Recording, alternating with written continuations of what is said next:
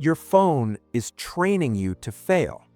Not because you're lazy, not because you lack discipline, but because your brain is addicted to dopamine spikes, and you don't even realize it. If you can't focus for 10 minutes without checking your phone, if deep work feels painful, if motivation disappears after 3 days, this isn't a willpower problem, it's a dopamine problem. And in the next few minutes, I'll break down the exact framework from Dopamine Detox that shows you how to reset your brain, regain focus, and take back control, starting in 24 hours. Stay till the end, because the final rule in this book is the one most people ignore, and it's the reason they fail. Imagine this. It's 2:17 a.m. The room is dark. Your phone is the only light. You tell yourself, one last video, then I'll sleep. You scroll, another clip, another post, another notification. Suddenly, you glance at the time. 2:49 a.m. Your chest tightens. You know tomorrow will hurt. You know there are things you're avoiding. You know you're wasting time. But your thumb keeps scrolling. And the worst part? You're not even enjoying it anymore. You're just unable to stop. Now zoom out. You sit down the next morning determined to be different today. You open your laptop to finally start that project, that course, that business idea, that thing that actually matters. 5 minutes later, you're checking WhatsApp, then Instagram, then a YouTube short. Then you're down a rabbit hole you never planned to visit. An hour disappears. Your motivation disappears with it. And at the end of the day, you lie in bed asking yourself, what is wrong with me? Why can't I just focus? That question is the trap, because nothing is wrong with you. You are not broken. You are not lazy. You are not weak. You are living in an environment that has been perfectly engineered to turn you into this version of yourself. And in this video, through one powerful story, I'm going to show you the real problem behind your distraction and emptiness, the invisible brain mechanism that companies are exploiting, and the step-by-step solution to take your mind back. Stay with me to the end, because once you see this clearly, you won't be able to look at your phone or your time the same way again. Let me introduce you to someone. His name is Marcus. Marcus is 26. He doesn't have a terrible life. He has a job, a paycheck, weekends, a few friends.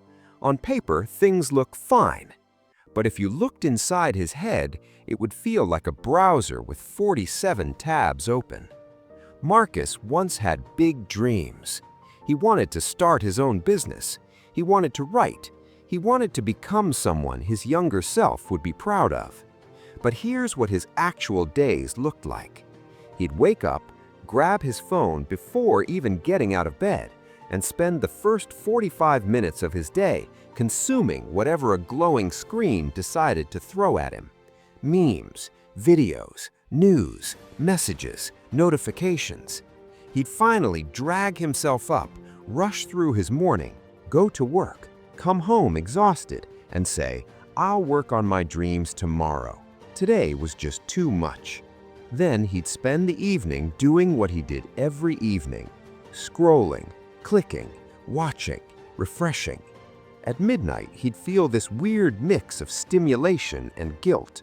Not truly happy, not truly sad, just empty. If this feels uncomfortably familiar, keep listening, because what broke Marcus wasn't pain, it was the numbness. He was constantly entertained, but never fulfilled. Always stimulated, but never satisfied. Always busy, but going nowhere. He tried calling himself lazy. He tried calling himself undisciplined. He tried forcing himself to get serious this time. Nothing stuck. Until one random night, lying awake at 2 a.m., he stumbled on an article about a single molecule in his brain. A molecule that explained almost everything. This molecule is called dopamine. Most people call it the pleasure chemical. They imagine dopamine as the thing that makes you feel joy, excitement, happiness. That's not quite true. Dopamine is less about pleasure and more about anticipation. It's not the feeling good chemical, it's the wanting more chemical. Think about scrolling on social media. The tiny thrill as you swipe up to see the next post, that's dopamine. The little joke when you see you have 5 new notifications, that's dopamine. When the food is on the way and you keep checking the delivery tracker, dopamine. Dopamine is released in the anticipation of a reward, not in the quiet contentment afterward. So what happens? You scroll. Dopamine spikes as your brain wonders, what's next? What's next? What's next? You eat the junk food. Dopamine spikes as you reach for another bite. You open your inbox. Dopamine spikes as you think, maybe there's something exciting in there. But after you get the thing, the feeling drops almost instantly. And then you want more. You keep chasing, but never arriving. Marcus read this and felt like someone had finally turned on the lights in a dark room, because that's exactly what his days felt like. On paper, constant R rewards. In reality, constant reaching without satisfaction. Then he discovered something even more disturbing. This whole cycle wasn't an accident. The apps he used, the platforms he visited, the games he played, none of them were neutral. The most brilliant engineers on the planet have spent years and billions of dollars learning exactly how to press those dopamine buttons in your brain as often as possible. Not to make you happy, to keep you hooked, to keep you wanting. That pull you feel when you're trying to work but your phone is nearby. That itch to check your messages when nothing urgent is happening. That twitch to open a new tab when the task in front of you gets a little difficult. That's not just you being weak. That's a system doing exactly what it was designed to do. And Marcus, like millions of us, had become its prisoner. Now that he understood this, he started noticing something else.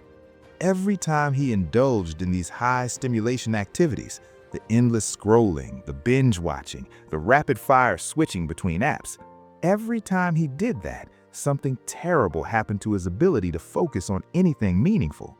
It was like he was training his brain to expect fireworks all the time. So when he sat down to do something that moved his life forward, writing, planning, learning, creating, those things felt painfully boring. His brain would rebel. This is too hard. This is too slow. This is pointless. Check your phone just for a second. That second turned into 15 minutes. 15 minutes turned into an hour. The hour he had promised to his future became a sacrifice to distraction.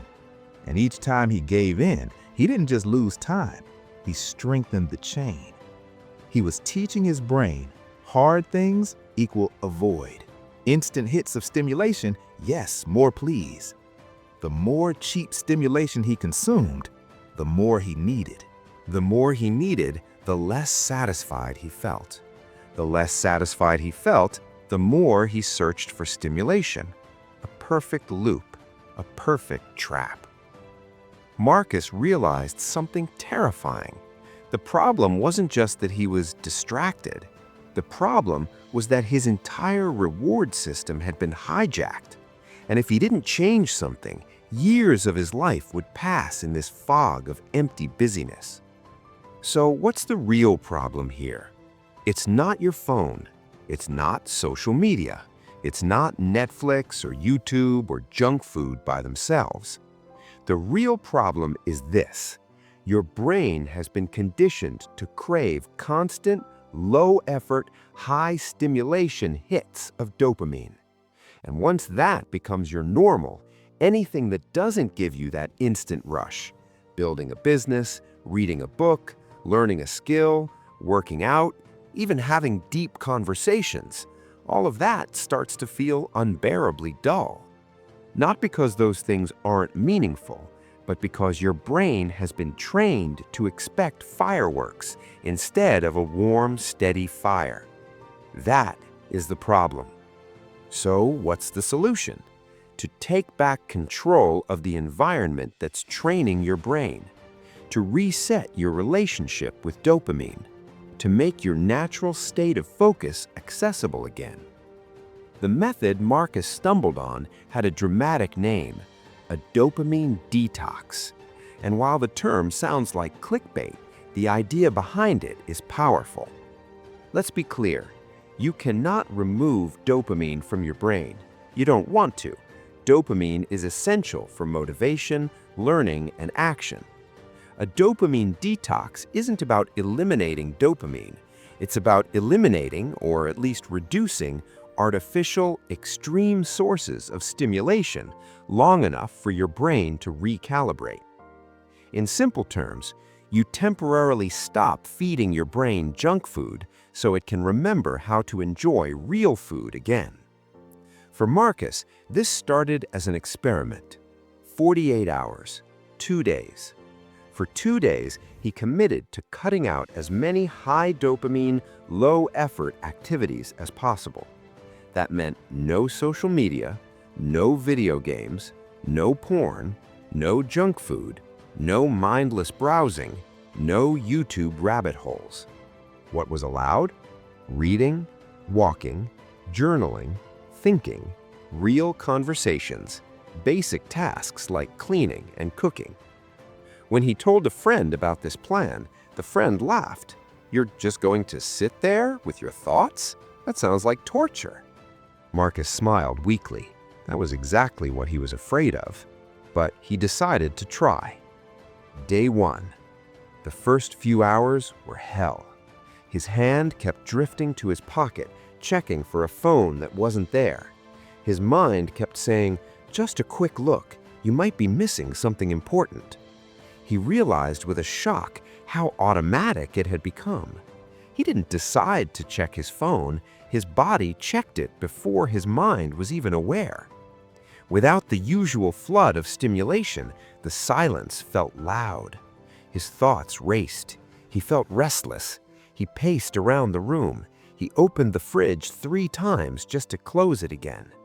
If you've ever tried to sit still for even 10 minutes without grabbing your phone, you know this feeling. It wasn't just boredom, it was withdrawal. By midday, he was seriously considering quitting. What am I doing? This is stupid. Everybody uses their phone. Everybody scrolls.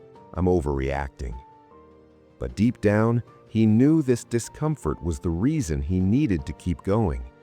If he couldn't be alone with his own mind for a few hours, something was very wrong. So he stayed with it. He went for a walk without headphones. He sat on a bench and just watched people walk by. Time slowed down in a way he wasn't used to. After the initial panic faded, something new crept in. Boredom. Pure, undiluted boredom. And then something even stranger happened. His brain, desperate for something to do, started thinking. Not shallow, scattered thoughts, deeper ones. He started wondering, when did my days start to feel like this? What am I actually avoiding? What do I really want to do with my life? That evening, he picked up a notebook and started writing. At first, it was messy, random sentences, complaints, frustrations. Then, the truth began to float to the surface. He realized that he hadn't been too busy to work on his dreams. He'd been using distraction to avoid the uncomfortable truth that he was afraid. Afraid he wasn't good enough to build a business. Afraid of failing publicly if he tried to write. Afraid of confronting how far his real life was from the life he imagined. So he did what many of us do. He stayed constantly entertained so he wouldn't have to feel. By hour 12, the frantic restlessness started to soften. His mind, which had felt like a shaken snow globe, began to settle. He went to bed that night without scrolling. Sleep came faster than it had in months. Day 2. He woke up, calm. Not euphoric, not magically transformed, just quieter on the inside. The urge to check his phone was still there, but it was weaker, like a fading echo instead of an overwhelming command. He spent part of the day reading a book. At first, he could only focus for a few pages, but then he slipped into it, and for the first time in a long time, he experienced that deep, satisfying feeling of being absorbed in one thing. He journaled again. This time, he didn't just write about the problem, he started writing about possibilities.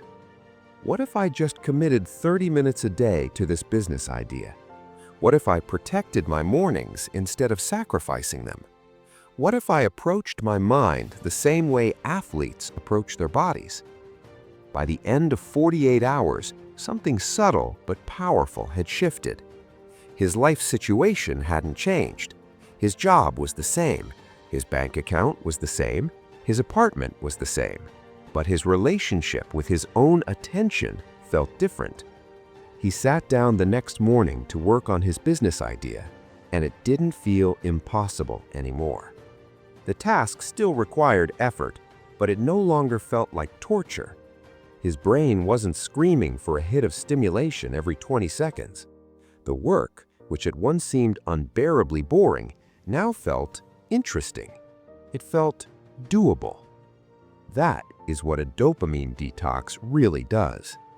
It doesn't magically make you superhuman.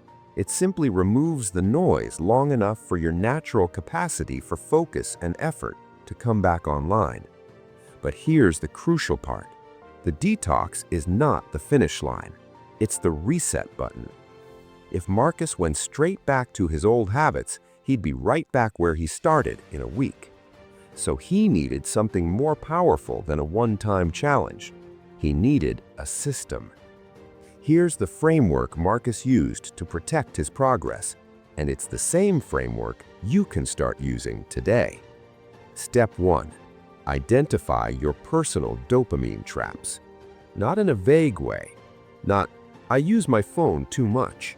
Specifically, Which apps? Which websites? Which activities? Marcus sat down with a blank sheet of paper and drew 2 columns. On the left, he wrote, low stimulation, high value activities. Reading, journaling, taking walks, stretching, calling a friend, cooking, deep work on his business, learning a skill. On the right, he wrote, high stimulation, low value activities. Endless scrolling on social media, binge watching shows, random YouTube rabbit holes, junk food snacking, mindless refreshing of news and email. He wasn't banning the right column forever. He was just getting honest about what those things really were for him. Fast dopamine, little reward. Once you see your own list clearly, it becomes much harder to lie to yourself. Step 2. Add friction to what hurts you. Remove friction from what helps you. Your brain is lazy. It will almost always take the path of least resistance. So Marcus stopped relying on his willpower and started redesigning his environment. For his biggest distractions, he made access harder. He deleted social media apps from his phone. He logged out of accounts on his laptop. He moved his phone charger to the other side of the room so he couldn't just sleep with the screen in his face. He installed website blockers that only allowed him to visit certain sites during specific times. Now, when his hand automatically reached for his phone, there was a pause built in. A moment long enough to ask, do I really want to do this right now? At the same time, he made the good things easier. If he wanted to read more, he put a book on his pillow so he saw it every night. If he wanted to exercise, he laid out his workout clothes the night before. If he wanted to work on his business, he set up his workspace in advance and wrote down the exact task he would start with. No thinking, no negotiating, just doing. This is how you hack your laziness. You don't try to be a superhero. You make the good path the easy path. Step 3. Protect your mornings like your life depends on it. Because in many ways it does. The first hour of your day is like the steering wheel for the rest of it. If the first thing your brain experiences is a blast of notifications, crisis headlines, messages, likes, and videos, your mind starts the day fragmented, anxious, and craving more hits. You've already lost before you even begin. So Marcus built a morning routine that was almost boring. He decided no phone for the first 60 minutes after waking. Instead, he would wake up, drink water, stretch or move his body for a few minutes, sit in silence or journal, then and only then start his deep work block, even if it was just 30 minutes. At first, this felt strange. His hand itched to grab the phone. His brain said, "What if you missed something important overnight?" But slowly, those first quiet minutes became his favorite part of the day, because they didn't belong to anyone else, not to his boss, not to his friends, not to algorithms. They belonged to him. And what you do with that first slice of your day sends a message. Today, I control my attention. Or, today, I hand it over to whoever shouts the loudest. But there was one more layer to this transformation, and this might be the most important part. Marcus realized that his distractions weren't the root problem. They were the painkillers. The real problem was deeper. He had never learned how to sit with uncomfortable emotions: boredom, anxiety, fear of failure, self-doubt, loneliness. Every time one of those feelings showed up, he'd reach for his phone, his laptop, or his fridge. Not because he really cared about what was on the screen, but because it gave him something else to think about. During his detox, with the noise turned down, he was finally forced to face those feelings. He discovered something powerful.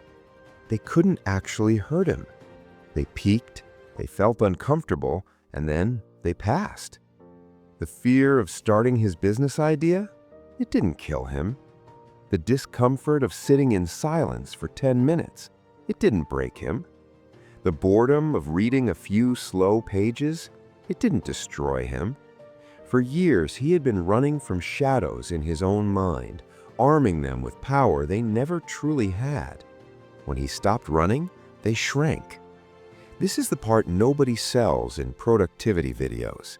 Yes, you can block websites. Yes, you can build routines. Yes, you can detox from stimulation. But the deepest freedom comes from this: developing the strength to feel uncomfortable and still do what matters. When you stop treating every unpleasant emotion like an emergency, you become dangerous in the best possible way. Because suddenly, your present self loses its power to sabotage your future self. There's a concept in psychology: your present self versus your future self. Your present self wants comfort, ease, and quick hits of pleasure. Scroll now, snack now, relax now, you've had a long day. Your future self wants meaning, progress, and growth. Build something, learn something, take care of your body, honor your potential. Every time you choose shallow stimulation over deep work, you're robbing your future self to give a tiny treat to your present self. Every time you choose the scroll over the struggle, you're trading a life you could be proud of for a moment you'll barely remember. Marcus decided to flip that script. He set a simple rule for himself.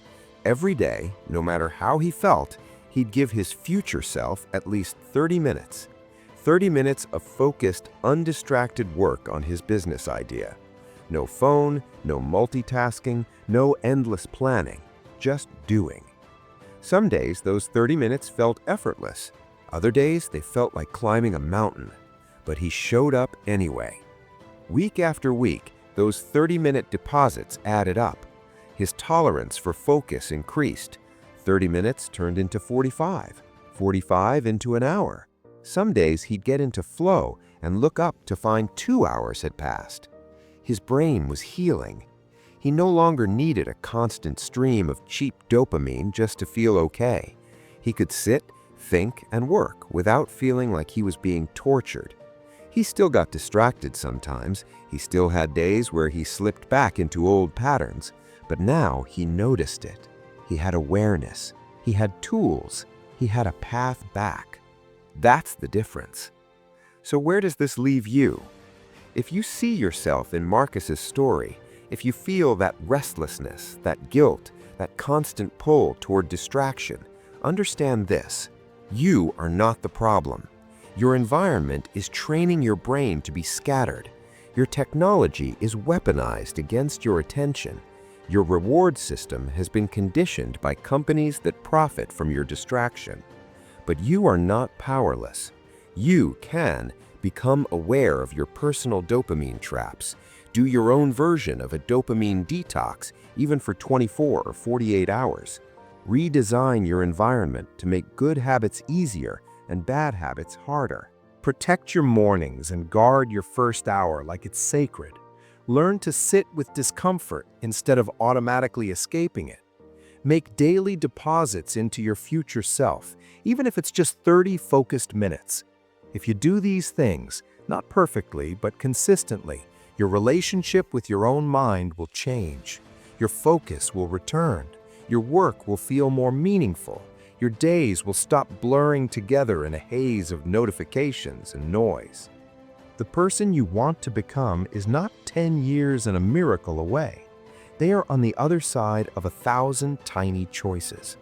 Reach for your phone or reach for your notebook. Open another tab or stay with the hard task for 5 more minutes. Fall asleep to a screen or give your mind the silence to recharge. You have one life, one mind, one finite stream of attention. You can spend it chasing endless little dopamine hits that leave you empty, or you can invest it into the slow, difficult, extraordinary work of becoming who you were meant to be. The world will not stop trying to hijack your brain, but starting today, you can stop handing over the keys so easily. If you're ready to go deeper, to understand the psychological patterns that keep you stuck and the counterintuitive strategies that create lasting change, then don't stop here. Your future self is watching what you do next. You can close this video and slip back into the stream of distraction, or you can take this as your line in the sand and start reclaiming your mind. The choice is yours, and your future self is counting on the decision you make right now.